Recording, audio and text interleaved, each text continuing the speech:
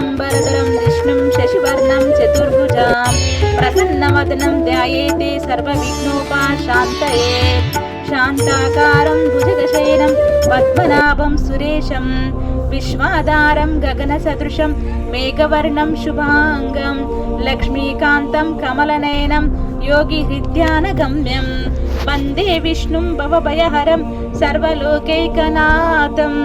మాఘ మహాపురాణం 14వ అధ్యాయం విప్రుని పుత్ర ప్రాప్తి. కృత్రిమనద మహర్షిని చూచి జగ్నిముని ఇట్లనను, మహర్షి, మాఘమాస వ్రతమును చేయుటచే మానవులకు జ్ఞానమోక్షములు కలుగునా? నా సందేహమును తీర్చమని అడుగగా జగ్ని మహర్షి ఇట్లనను, జగ్నిముని వినుము, మాఘమాస వ్రతం ఆచరించుటచే ప్రాణికి ఇహలోక సుఖములు పరలోక సుఖములు కలుగును, వారి కష్టములు తీరును. అందుచే సంతుష్టుడైన మానవుడింకను హరి ప్రీతి కరమగు వ్రతములనాచరించి జ్ఞానయే సత్కర్మలనాచరించి ముక్తి నందును. అట్టి కథనొక దానిని చెప్పెదను వినుము అనిట్లు పలికెను. పూర్వం గంగా తీరమున బ్రాహ్మణుడొకడుండెను. అతడు వేదాంగాలను చదివిన వాడు, ఉత్తమశీలుడు, ఆచారవంతుడు, నీతి దయ జ్ఞానము ఇంద్రియ జయము కలిగిన వాడు. అతని భార్యను ఉత్తమురాలు. వారికి సంతానం లేదును, లోటు తప్ప మరి దేనికీ లోటు లేదు. పుత్రులు లేరని విచారపడుతున్న ఆ బ్రాహ్మణుడొకనాడు భార్యతో, గుణవంతుడైన పుత్రుడొక్కడు అయినను మనకు కలుగులేదు. అట్టి పుత్రుడొక్కడున్నను మన వంశమును మనకును సద్గతులు కలుగునని విచారపడెను. అప్పుడు ఆమె, నాదా, నీవు తగిన పూజను చేయలేదేమో, అందువలన మాకు సంతానం కలగలేదేమో కొందరు అనుకొందుము అని సమాధానం చెప్పాను. ఇప్పుడు బ్రాహ్మణుడు ప్రియ కష్టతరమైన తపము ఆచరించి ఆయనను శ్రీమన్నారాయణ సంతుష్టిన పరచెను. పుత్రవరమును కోరుదునని చెప్పెను. కష్టమైన నియమాలను పాటించి నిశ్చలమైన తపము చేసి మృకండు మహాముని వలె ఉత్తమ పుత్ర కవరమును కోరదమని పలికెను. ఆ దంపతులిద్దరూను తమ తపమాచరింపవలనని గంగా తీరముకు పోయిరి.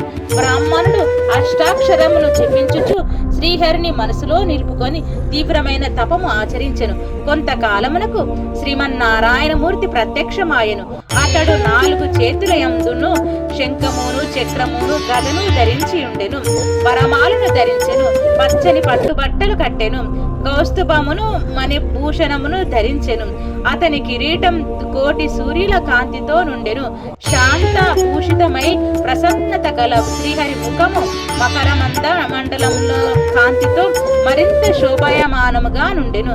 నారద మహర్షి స్తుతించుచుండగా, అప్సరసలు పాటలు పాడుచుండగా, లక్ష్మీ సమేతుడై గరుత్మంతుని పైనెక్కి ఆ బ్రాహ్మణునకు వరమీయ వచ్చెను.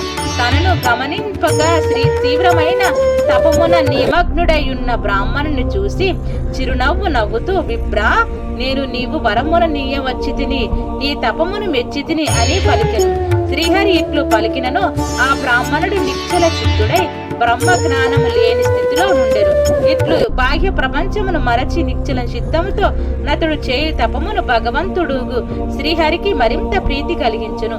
అతనికి ఎట్టి వరమైనను ఇయ్యవలనని నిశ్చయించెను. వాని మనస్సు బాహ్య ప్రపంచమునకు మరలనట్లు చేసెను. మనస్సు చెదరగా నా బ్రాహ్మణుడు కారణమేమే అని కనులు తెరిచెను. తన మనస్సులో నిలిచిన శ్రీమన్నారాయణుడే ఎదుట నిలిచి ఉండెను. గుర్తించిన ప్రసన్నమూర్తిని చూసెను. ఆనంద పరవశుడై అతడు శ్రీమన్నారాయణ మూర్తిని స్తుతించెను. విప్రకృత విష్ణుస్తుతి. నమస్తే దేవదేవేశ, నమస్తే భక్తవత్సల, నమస్తే కరుణాంశే, నమస్తే నంద విక్రమ, గోవిందాయ సురేశాయ, అచ్యుతాయ వ్యయచ, కృష్ణాయ వాసుదేవాయ, సర్వద్యాయ క్షయా సాక్షినే, లోకస్థాయ హృదయస్థాయ, అక్షరాత్మనే నమః, అనంతాయ ద్విజాయ, అద్యాయ కిల రూపిణే, యజ్ఞాయ యజ్ఞపతయే, మాధవాయ మురారాయ జలస్థాయ స్థలస్థాయ సర్వగాయ మలాత్మనే సచ్చింద్ర రూపాయ సౌమ్యాయ సహస్రగానాశినే నమః కాలాయ కాలయే కామితార్థ ప్రదాయ చ నమో దాంతాయ శాంతాయ విష్ణవే జిష్ణవే నమః విశ్వాసాయ విశాలాయ వేదసే విశ్వవాసినే సురాధ్యక్షాయ సిద్ధాయ శ్రీధరాయ నమో నమః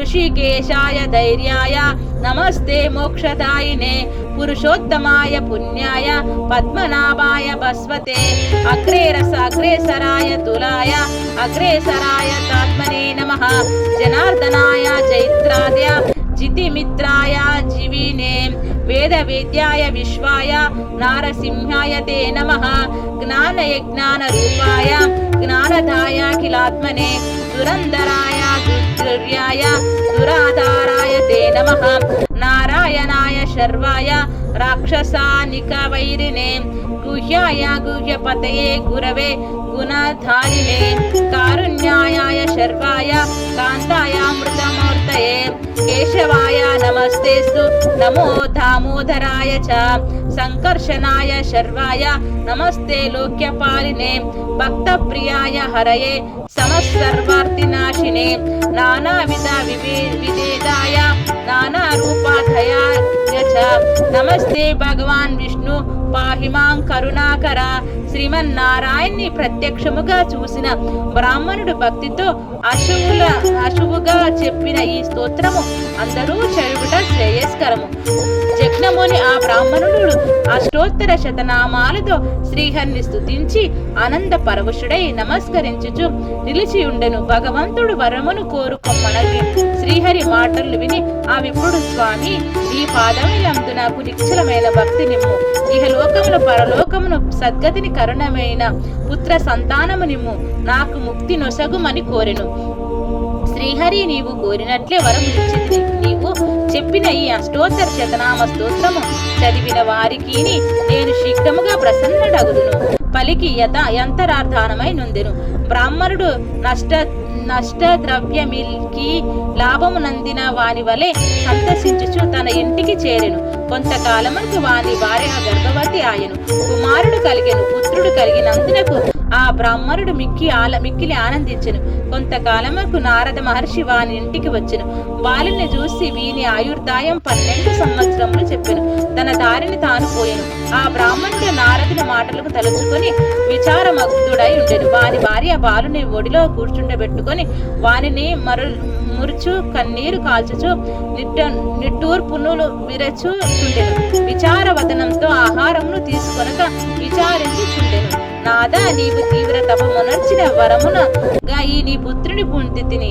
చంద్రుని వలె సంతానమును కలిగించు నీ కుమారుడు 12 సంవత్సరములు జీవించి విద్యాభ్యాసం చేయుచు మరణించును కదా. నీవు నేని పుత్ర శోకం నెట్లు సహింపగలను అని భర్తతో పలికెను. ఆ విప్రుడును భార్య మాటలను విని బాధపడుచు నామోనోధార్చి నిశ్చయించెను. ఆమె నూరడించుచు ఇట్లనను, ప్రియా దుఃఖింపకము, దుఃఖం శరీరమును బాధించును, నీ దుఃఖమునకు తగిన కారణములు లేదని పొందును. మృత్యువు తప్పనిది, అది ఎవరినీ విడవదు. మన పుత్రుడు 13వ ఏట మృతి నందునని ఇప్పుడు దుఃఖించుచుంటివా? నీకు నాకును ఎప్పటికైనా మృత్యువు తప్పదు. మన పుత్రుడు మనము మరణించిన తరువాతైనా మరణింపక తప్పదు కదా. మరి ఈ ముందు వెనుకల వయస్సులకు కలదు కాని మృత్యువునకు లేదు. కావున నీవును శోకింపకము, జరగవలసినది జరగక తప్పదు. అట్టిచో నీకు విచారణ వేళ నీవు దుఃఖించినను కానున్నది కాక మానదు అనగానే నీ శోకము నిశ్చయోజనం. ప్రతి ప్రాణియు తాను చేసిన కర్మను అనుసరించి జన్మించును, మరణించును. కనిపించినది నశింపక నిలుచున. కావున శోకింపకము అని యామనూరుడించును. మరియు నిరర్థకమైన దుఃఖమును విడువము.